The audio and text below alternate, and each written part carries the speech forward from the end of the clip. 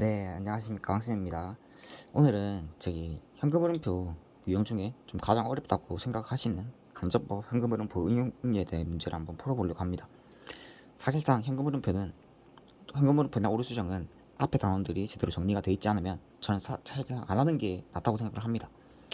다만 요즘 같이 시험이 어떻게 출제가 될지 모르는 유형자산 계속 나오고 미스 나오고 현금흐름표가 나오고 이런 상태에서 만약에 다시 한번 현금흐름표가 나오게 된다면 저는 이런 유형이 나올 거라고 생각을 합니다.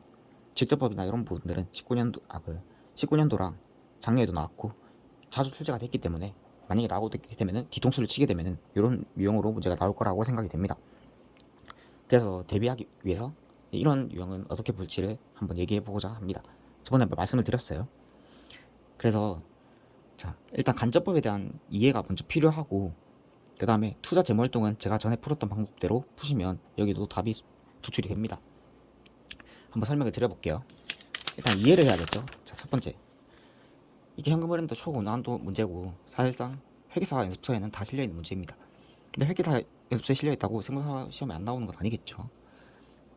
그리고 수험생들 수가 많이 늘었고 변별력 있게 문제를 내려면 어느 정도는 한 문제 정도는 어렵게 나온다고 생각을 하셔야 됩니다. 현금흐름표 주주제 아닙니다. 출제 가능성이 사실상 가장 낮은 주제 중 하나고, 다만 나오게 되면은 이런 식으로 나오면 아예 푸는 방법을 몰랐을 때 당황해서 문제를 틀릴 수가 있기 때문에 한번 설명을 드리도록 하겠습니다. 물어보는 게 보통 이런 유형의 문제는 그런 걸 물어봅니다. 간접법으로 현금흐름표를 작성하려고 한다 라고 했을 때 해당 자료가 영업활동에 미치는 영향, 그 다음 투자활동, 재무활동에 미치는 영향들을 답하라고 문제가 나올 겁니다. 간접법이라는 거는 덩치가 큰 직접법이랑 동일합니다. 직접법 우리 풀 때 매출을 어떻게 풀죠? 고객으로부터 유입된 현금을 구할 때 매출을 구하고, 그리고 매출과 관련된 손익들, 대손상각비라든지 그런 부분들을 반영을 하고, 그리고 매출과 관련된 자산부채 변동, 매출채권이라든지 선수금이라든지 대손충당금이라든지 이런 부분을 반영을 하고, 마지막으로 그 차액을 차대로 맞춰서 현금을 도출하는 게 직접법이죠. 간접법도 마찬가지예요. 우리가 당기순이익을 기준으로 영업활동과 관련된 손익만을 차대에 계상을 해놓고, 그 다음에 영업활동과 관련된 자산부채 모든 변동들을 반영한 다음에 그 차익으로 현금을 역산해서 구하는 게 간접법입니다. 특별한 게 아니에요. 그래서 왁구를 외울 필요가 없죠. 막 영창현 이런 거 안 해도 돼요. 자, 그럼 이 문제 풀 때 우리 간접법을 반란할 때, 영업활동 손익을 반란할 때 어떻게 구하죠? 당기순이익에서 영업활동과 관련 없는 손익들을 취소시켜줘. 반대로 비용이면 플러스, 수익이면 마이너스. 그리고 그 다음에 영업활동과 관련된 자산부채를 반영을 해주죠.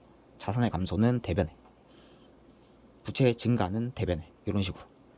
투자 재무는 그리고 직접법으로 풀어서 여기를 답을 하시면 되겠습니다. 문제를 푸는 걸 예시를 들어서 설명을 드리는 게 좀 더 직관적이겠죠. 자, 4번에 대한 것만 먼저 풀어볼게요. 4번 보면 당황을 하게 돼요. 건설 중인 자산도 있고 투자 활동도 있고, 그 다음에 뭐 자료가 없어요. 처분 손익이라든지 감가상각비라는 자료가 없기 때문에 이런 경우에 어떻게 영업활동과 관련 없는 손익을 발라내는지에 대해서 한번 얘기를 해볼게요. 투자활동 제가 왁구를 저번에 한번 설명을 드렸죠. 그대로 푸시면 됩니다. 자, 한번 풀어볼게요. 그냥 그대로 옮겨줘요. 그대로 옮겨줘. 기초, 기말. 지금 자료에 있는 게 기계장치, 그리고 감가상각 누계, 그리고 건설 중인 자산이죠. 특별히 건설 중인 자산이라는 게 추가가 된 거죠. 나머지는 똑같아요. 자산과 관련해서 일어날 수 있는 기존 사건들은 취득, 상각, 처분 외에 더 이상 사건이 일어나지 않습니다. 기계장치는 기초금액이 80만원, 감가상각 누계액은 기초금액이 45만원, 건설 중인 자산은 기초금액이 20만원, 기말금액은 기계장치는 91만원, 그 다음에 감가상각 누계액은 62만원, 그리고 건설 중인 자산은 12만원입니다. 한번 우리가 그러면 자료들을 여기 끼워 맞춰 퍼즐 맞춘다고 생각을 하시면 됩니다. 자, 그 전에 감가상각 할 때는 제가 기계장치 자체는 움직이지 않는다 했죠. 감가상각비, 감가상각 누계액으로 분기가 끝나니까. 그리고 취득할 때는 마찬가지로 감가상각 누계액 자체는 움직이지 않는다 했죠. 돈을 준 대로 그냥 기계가 들어오지 않습니까? 그렇기 때문에 여기가 반영이 없다는 걸 파악하시고, 그 다음에 자료를 하나씩 끼워 넣으시면 됩니다. 단기 중 건설 중인 자산 15만원이 기계장치로 대체되었다고 자료에 나와있죠. 이 부분에. 그러면 건설 중인 자산을 15만원만큼 없애주고 기계장치를 15만원만큼 늘려주면 되겠습니다. 두 번째, 취득원가 6만원인 장부금액 만원짜리 기계장치를 21,000원에 처분하였다라고 자료에 나와 있어요. 그러면 이게 처분에 대한 자료지 않습니까? 취득원가가 6만원짜리가 없어지니까 여기 체크해 주시고, 장부금액이 만원이라는 소리는 감가상각비 누계액이 5만원이라는 소리니까 이렇게 없어졌을 겁니다. 그리고 만원짜리를 21,000원에 처분했으니까 처분이익이 11,000원만큼이 계산이 됐을 겁니다. 네.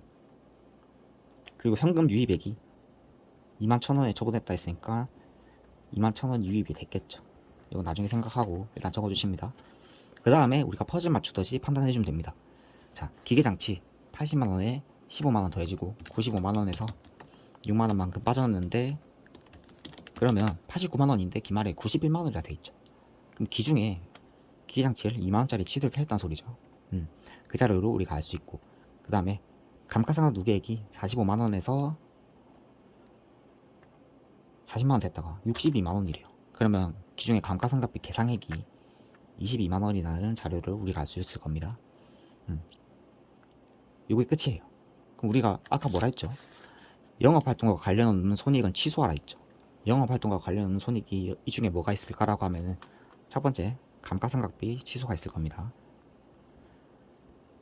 비용을 취소하니까 플러스겠죠. 플러스 22만원. 그리고 처분에 대해서 처분이익이 11,000원만큼 있었죠. 이것도 영업활동과 관련 없는 손익이죠. 투자활동에 관련된 손익이니까 처분이익은 마이너스 11,000원이라는 금액이 될 겁니다. 그래서 우리 자료 첫 번째 널, 이게 영업활동과 관련된 자산부채 변동은 없지 않습니까? 지금 매출이라든지 매출채권이라든지 매입채무라든지 해당 부분은 없기 때문에, 그럼 영업활동과 관련돼서 간접법 조정할 때는 영업활동과 관련 없는 손익을 취소하는 요것만 들어가니까 해당 자료 209,000원이라는 금액이 플러스만큼 이렇게 들어갈 겁니다. 그러니까 처음 보시면 이해가 좀 안 될 수도 있어요. 한번 풀어보면서 생각하는 게 중요합니다. 그리고 두 번째, 투자활동에 대한 현금 흐름인지 물어보고 있지 않습니까? 그럼 우리는 적어놨던 거에서 개별적으로 판단을 해보면 됩니다. 자, 취득에 대해서 현금이 2만원이니까 나갔다는 소리죠. 현금 2만원만큼 나갔어요. 현금 유출액 투자활동. 그리고 건설 중인 자산은 20만원에서 15만원 차감되면 5만원인데 12만원이 돼 있으니까 7만원만큼 건설 중인 자산에 투입된 현금이 있다는 소리예요. 그럼 이것도 마이너스 7만원이죠. 상각은 현금 흐름이 나타나지 않죠. 처분은 아까 현금 유입액이 21,000원이라고 했지 않습니까? 그러면 요 세 개의 자료를 정리를 해서 투자활동에 대한 현금 흐름을 우리가 구할 수 있는 거죠. 굳이 분개를 하지 않더라도 취득에 대한 마이너스 2만원, 그리고 건설 중인 자산에 투입한 금액인 7만원, 그리고 현금 유입액, 유형자산을 팜으로써 인한 현금 유입액이 21,000원이 있으니까 투자활동에 대한 순현금 유출액이 69,000원이라는 정답이 되겠죠.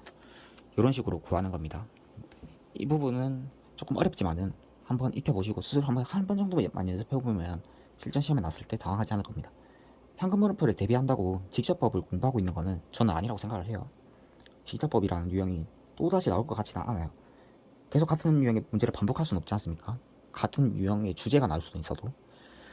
그렇게 되면 현금 흐름표 나올 수 있는 주제는 요거 아니면 투자 재무활동에 대한 좀 응용적인 문제를 물어볼 텐데, 투자 재무활동에 대한 응용적인 문제는 요 왁구로 해결을 하시고, 그 다음에 여기는 우리는 그 왁구에서 추가로 영업활동과 관련돼서 없는 손익을 발라내고, 그 다음에 영업활동과 관련된 자산부채를 발라내는 거, 그거를 정답으로 여기만 적으면 현금흐름표의 모든 문제의 유형을 대비할 수 있죠. 예, 그런 식으로 한번 준비를 해보시고, 예, 현금흐름표는 여기까지 하고 이제 현금흐름표 설명 안 드릴 거예요.